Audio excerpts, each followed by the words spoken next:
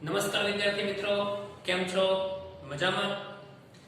અત્યારે આપણે ધોરણ 12 એસપીસીસી વિષયમાં ચેપ્ટર નંબર 3 ના અંત તરફ જઈ રહ્યા છીએ.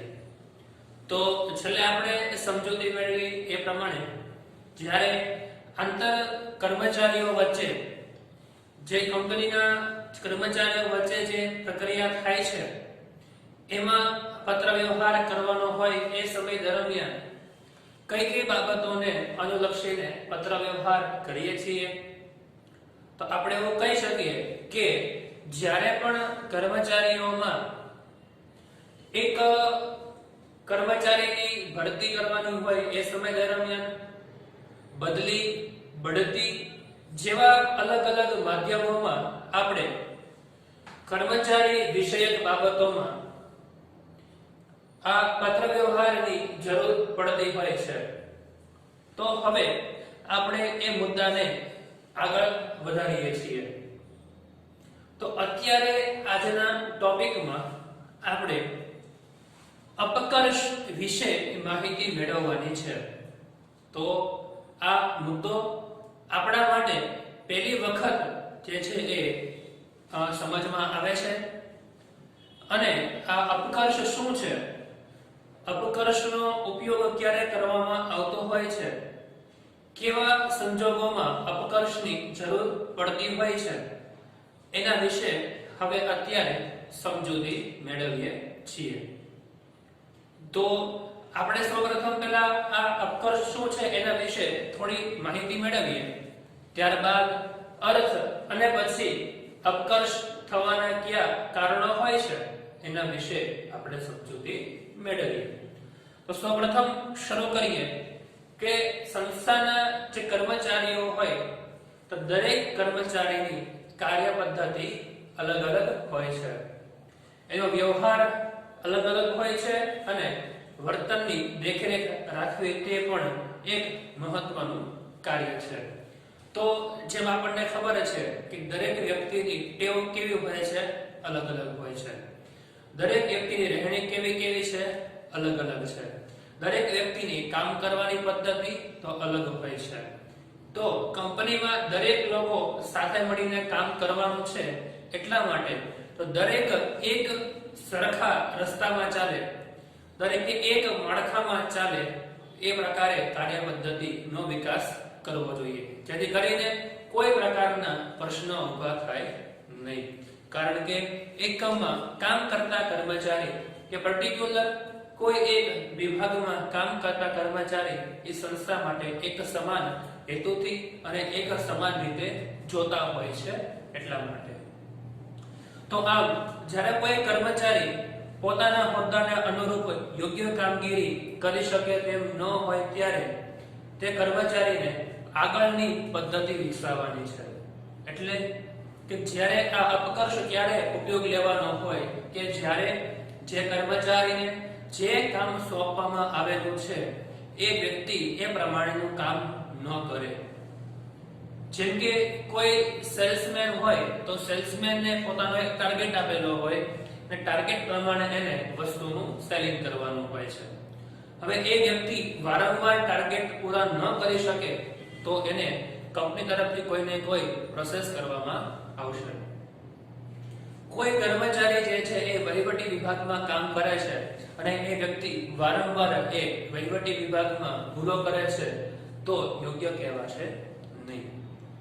કોઈ ઉત્પાદન વિભાગમાં છે, ઉત્પાદન વિભાગમાં વસ્તુ ઉત્પાદન કરતી વખતે ભૂલ વારંવાર થાય છે, એને કારણે માલસામાન અને શ્રમનો બગાડ થાય છે તો એ યોગ્ય કહેવાશે નહીં.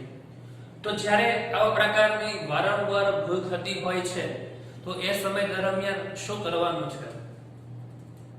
કોઈ કર્મચારી યોગ્ય રીતે કામ કરતો નથી તો શું કરવાનું છે? તો ત્યારે કયા પ્રકારના પગલાં લેવા? આપણે શું એને બઢતી આપવાની, બદલી કરવાની? તો શું કરવાનું એ સમય દરમિયાન? તો આપણા માટે એ જ મુદ્દો અહીંયા સમજવાનો છે કે જો કર્મચારી તેના વર્તમાન હોદ્દા પરથી નીચેના હોદ્દા પર મૂકવામાં આવે તેવા ફેરફારને અપકર્ષ કહેવામાં આવે છે. શું કીધું છે કે જ્યારે કોઈ કર્મચારી કોઈ પ્રકારની વિભાગમાં કે હોદ્દામાં વારંવાર ભૂલ કરે છે તો એ સમય દરમિયાન એ કર્મચારીને તેના વર્તમાન હોદ્દાથી નીચેના હોદ્દા પર મૂકવામાં આવે છે, ફેરફાર કરવામાં આવે છે, તો તેને અપકર્ષ કહેવામાં આવશે. હવે આ શું છે એ પહેલા સમજવું પડે. તો અપકર્ષનો વ્યાખ્યા એક વાક્યમાં સૌથી વધુ પૂછાતી હોય એવી છે. તમને ઉપર વ્યાખ્યા આપેલી હોય કે કર્મચારીને તેના વર્તમાન હોદ્દા પરથી નીચેના હોદ્દા પર મૂકવામાં આવે તો તેવા ફેરફારને શું કહેવાય છે?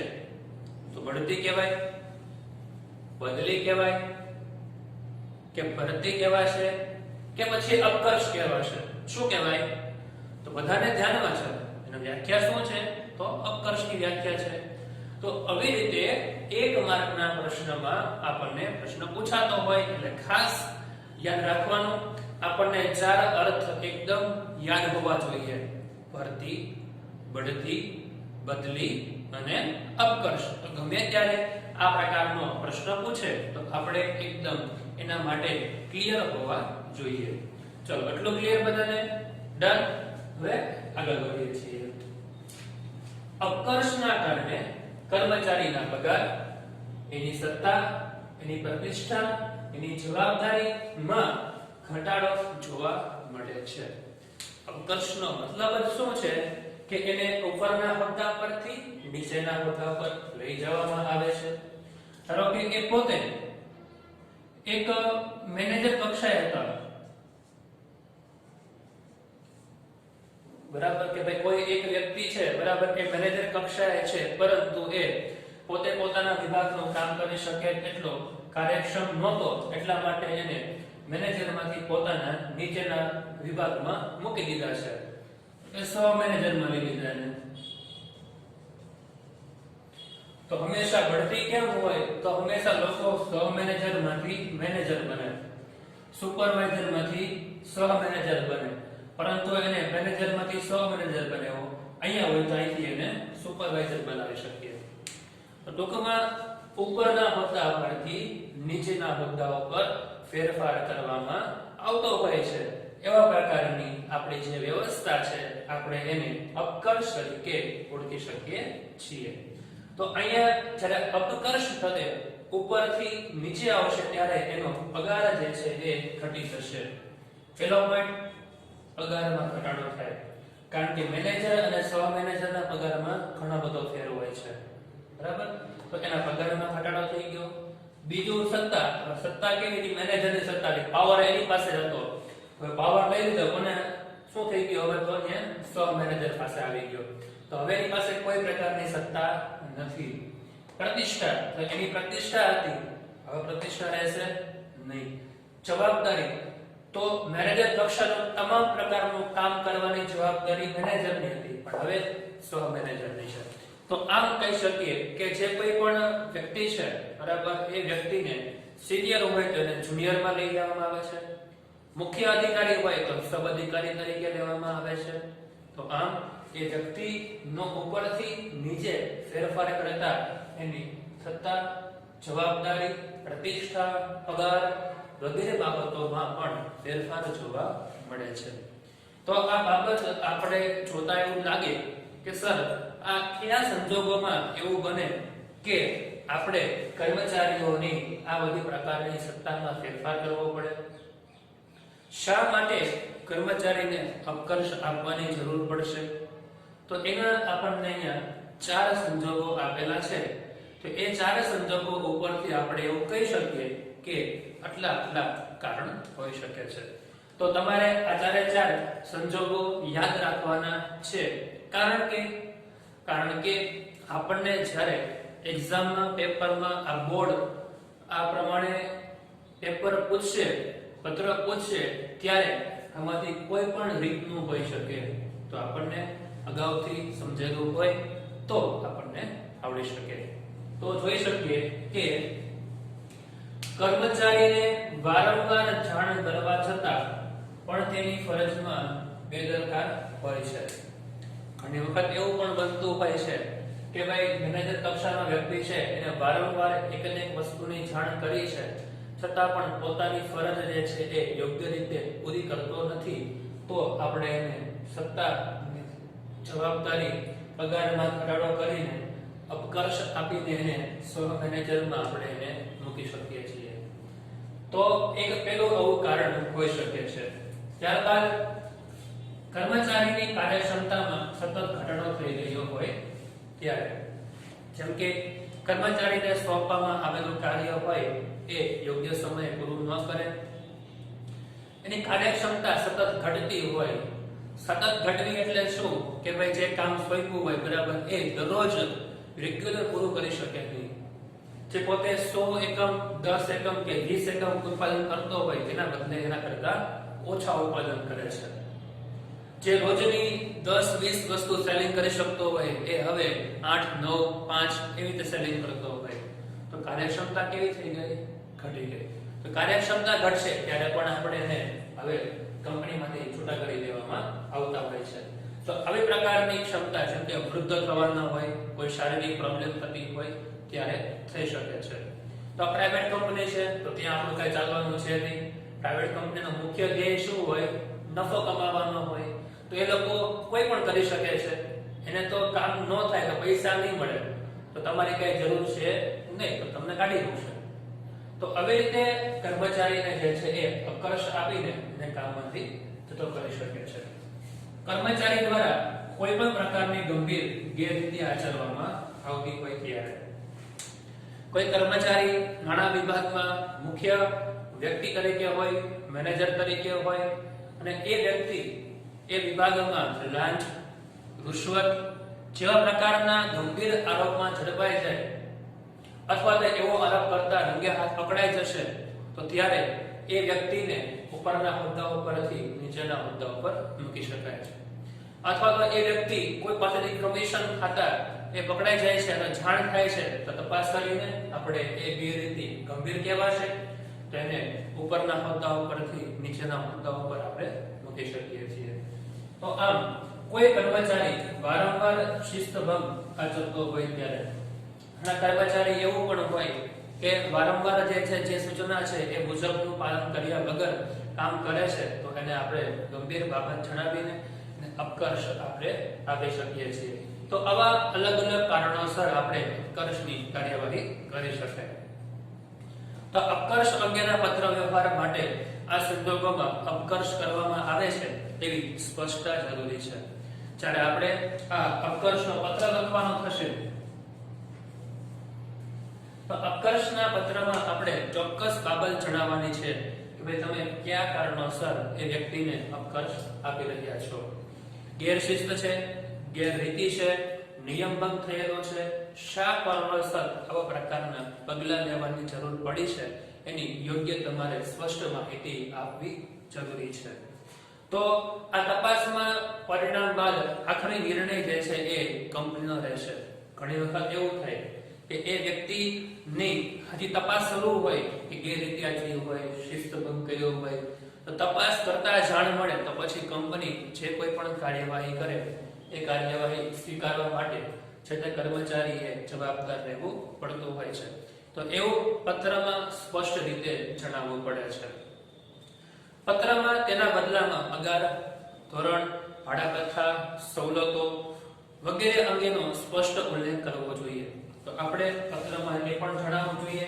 કે મેનેજરને અત્યાર સુધીમાં જે કોઈ પણ ભાડું ભથ્થું પગાર આપવામાં આવતો હોય છે એ હવે કઈ મળશે નહીં એવા પ્રકારની સ્પષ્ટતા કરવી જોઈએ અને આ પત્ર જે છે અપકર્ષ અંગેનો પત્ર એ અપ્રિય પગલું છે કોઈ વ્યક્તિને ઉપરના હોદ્દા ઉપરથી નીચેના હોદ્દા ઉપર મૂકો તો એ સારી બાબત ન કહેવાય છતાં પણ કંપનીએ તે આવશ્યક જણાય તો ભરવું જરૂરી છે કારણ કે એ કંપનીના હિતની બાબત છે તો આટલી બધી બાબતો આપણે સમજ્યા એના ઉપરથી હવે પત્ર કેમ લખવાનો છે એની આપણે માહિતી મેળવીએ જે તમે ટેક્સ્ટબુકના પેજ નંબર 45 ઉપર આપેલો છે એ આપણે હવે સમજીએ છીએ તમે જોઈ શકો છો સ્ક્રીનમાં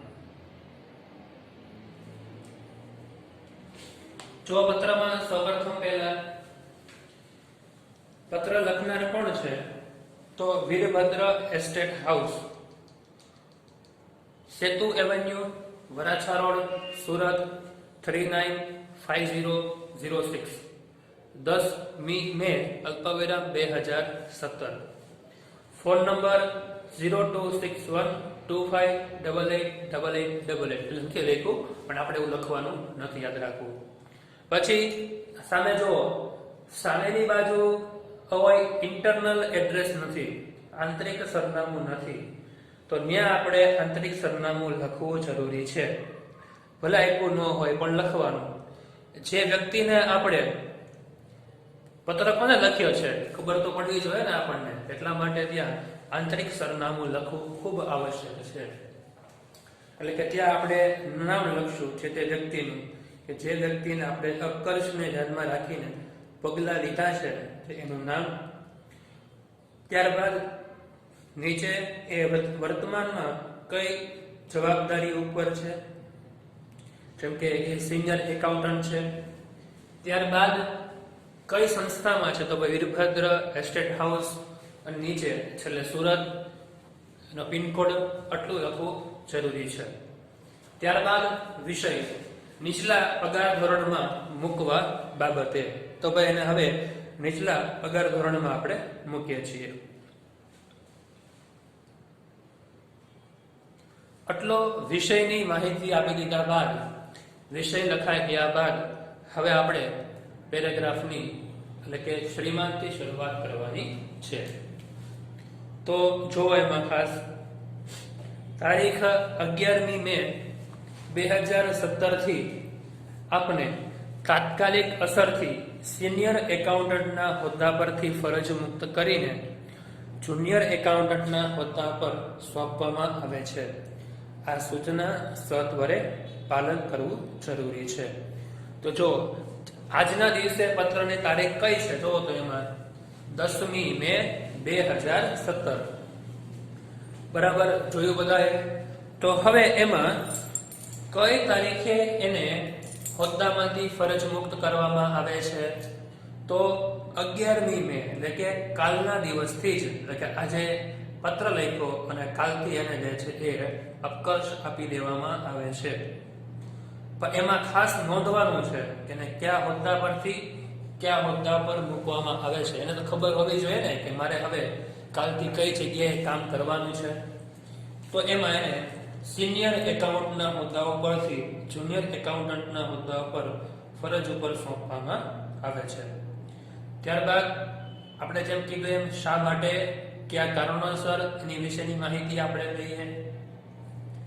તો છેલ્લા કેટલાક સમયથી આપ આપના સિનિયર એકાઉન્ટન્ટના પદની ગરિમાને નુકસાન પહોંચાડે તેવી પ્રવૃત્તિઓ સાથે સામેલ છો, તે બાબત સંસ્થાના ઉચ્ચ અધિકારીઓના ધ્યાન ઉપર આવી છે.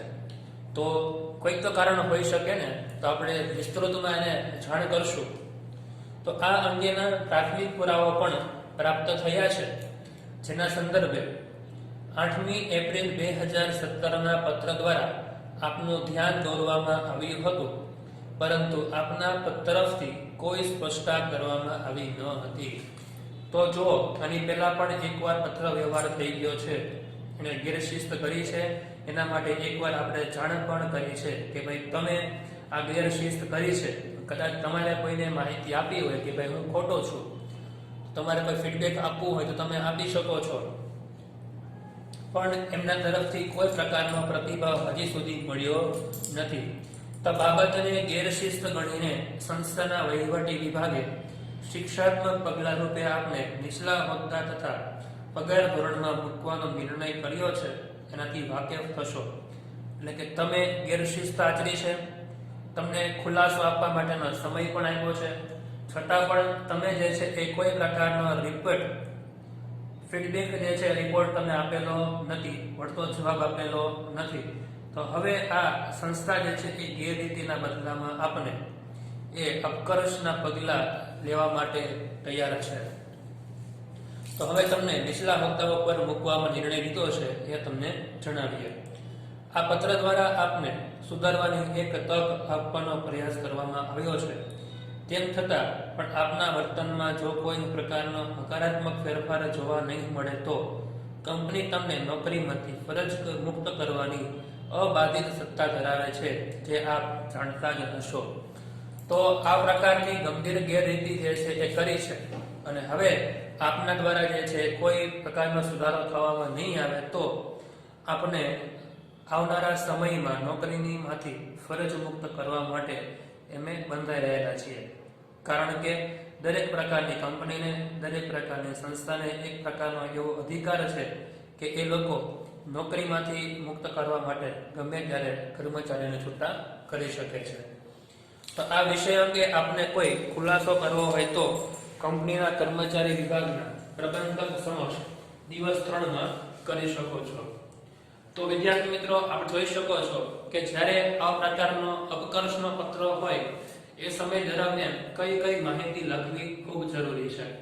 એને જે કંઈ પણ આપણે પ્રક્રિયા કરી છે એ પ્રક્રિયાની સંપૂર્ણ માહિતી આપણે એને આપી દેવી જરૂરી છે. ભાઈ કયા કયા કારણોસર આપણે આ પ્રકારે પગલું લીધેલું છે. અને છેલ્લે જે વિભાગમાંથી પત્ર લખાયો હોય એટલે કે આપનો વિશ્વાસુ સિગ્નેચર, ત્યારબાદ ગૌતમ ત્રિવેદી, પ્રબંધક કર્મચારી વિભાગ. તો વિદ્યાર્થી મિત્રો, આપ સૌને આ સરસ મજાનો સહેલો પત્ર સમજાઈ ગયો હશે. તો તમારે હોમવર્કમાં પણ આ અર્થ, સંજોગો અને પત્ર લખવાનો રહેશે. તમને પેજ નંબર 45 પર ઓલરેડી આપેલું છે. Okay, thank you very much. જય હિન્દ, જય ભારત.